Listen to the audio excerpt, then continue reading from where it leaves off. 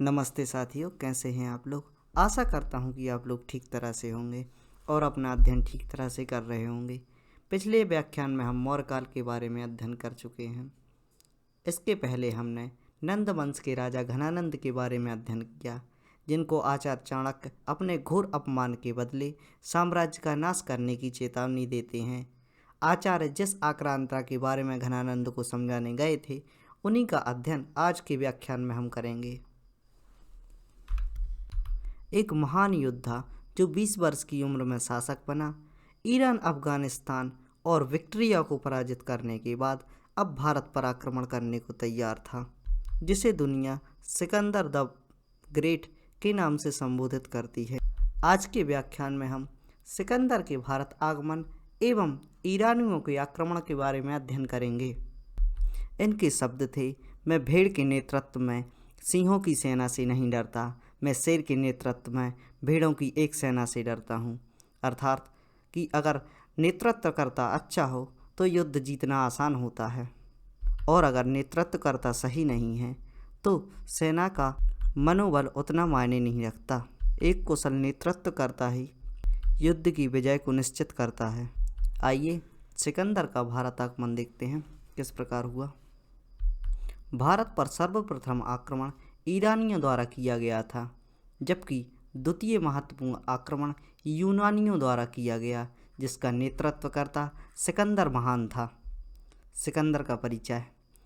यह 356 ईस्वी पूर्व मकदूनिया में जन्मा और इसने 20 वर्ष की आयु में 336 ईसा पूर्व सत्ता ग्रहण की या गद्दी पर बैठा।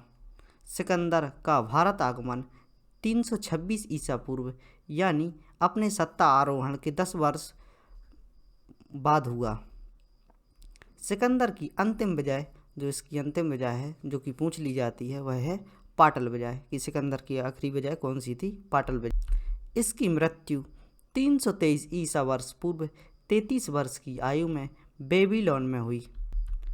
भारत पर आक्रमण करने से पूर्व सिकंदर ईरान, अफगानिस्तान, विक्ट्रिया को पराजित कर चुका था। इन युद्धों में इसकी दो टुकड़ियाँ युद्ध के लिए सेना की दो टुकड़ियाँ हुआ करती थी। पहली टुकड़ी का नेतृत्व इसके दो सेनापति हेफेस्टियंस और पैराडिक का करते थे, और दूसरी टुकड़ी का नेतृत्व सिकंदर स्वयं करता था। सिकंदर ने कुदार घाटी में रहने वाली असमक जाति को पराजित किया। इसके पश्चात तक्षशिला के शासक आम्बी एवं पंजाब के शासक पोरस पर आक्रमण किया।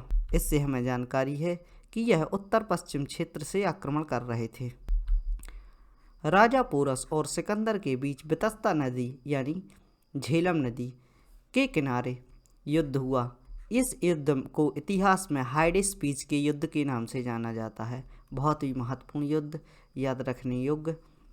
इस युद्ध को हाइडेस्पीच युद्ध के नाम से जाना जाता है। इस युद्ध में राजा पोरस ने सिकंदर का डटकर मुकाबला किया।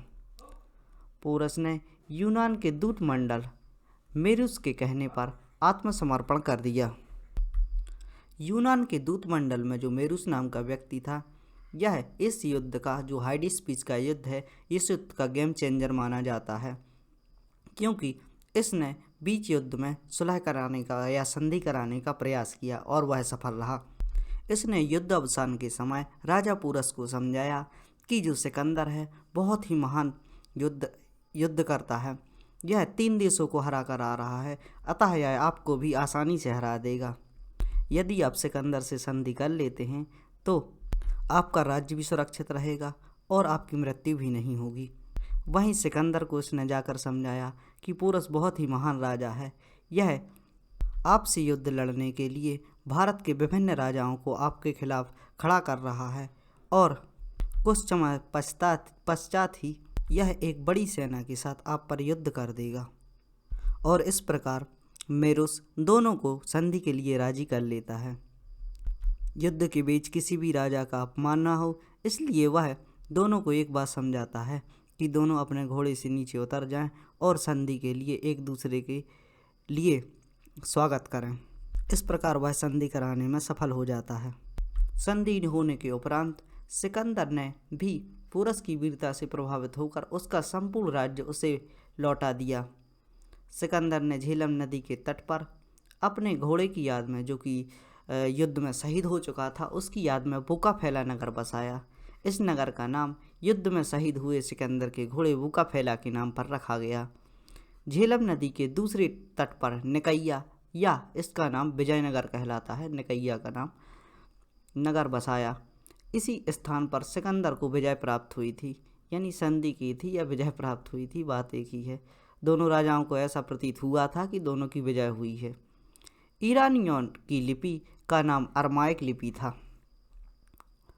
सिकंदर के सैनिकों ने ब्यास नदी पार करने से इनकार कर दिया। इसके पीछे भी एक स्टोरी है। सिकंदर के जो सैनिक थे वर्षों से इसके साथ युद्ध लड़ते आ रहे थे। जाहिर सी बात है, एक ही काम करते करते कोई भी बोर हो जाएगा। धीरे धीरे सैनिक भी अपने राजा से परेशान होने लगे थे। इसके लिए, इस युद्ध से बचने के लिए इन्होंने एक अफवाह फैलाई कि ब्यास नदी को पार करना यूनानी धर्म के अनुसार पाप माना जाता है तथा ब्यास नदी पार करना अपशगुन माना जाता है। इस प्रकार उन्होंने ब्यास नदी को पार करने से इनकार कर दिया और सिकंदर को वापस लौटना पड़ा। कुछ फैक्ट देख लेते हैं। नाटक में पर्दे का सर्वप्रथम प्रयोग यूनानी लोगों ने किया था। ये इसका प्रयोग यवनिका नाम से करते थे। यूनानियों ने भारत में अभिलेख लिखने की प्रथा की शुरुआत की थी। सिकंदर के अभियान की अंतिम विजय पाटल विजय थी। इम्पोर्टेंट है, 2-3 बार आ चुका है। यहीं से सिकंदर ने स्वदेश की ओर प्रस्थान किया। पाटल विजय प्राप्त करने के बाद इसने स्वदेश की ओर, अपने देश की ओर प्रस्थान किया। सिकंदर भारत में 19 माह तक रुका। 19 माह तक रुकने का जो भी कार्य था उसके बारे में हम पढ़ चुके हैं। पुरस के साथ युद्ध, संधि, पाटल विजय एवं अब जो भी उसने किया हो, निकैया नगर बसाना, बुका फैला नगर बसाना इत्यादि। ईरानियों के आक्रमण के बारे में देखते हैं। ईरानियों का आक्रमण। भारत पर प्रथम विदेशी आक्रमण ईरान के हकमनी वंश के शासक साइरस ने 599 ईसा पूर्व किया था। 599 ईसा पूर्व। उस समय पर ना तो गौतम बुद्ध आए थे और ना महावीर स्वामी आए थे।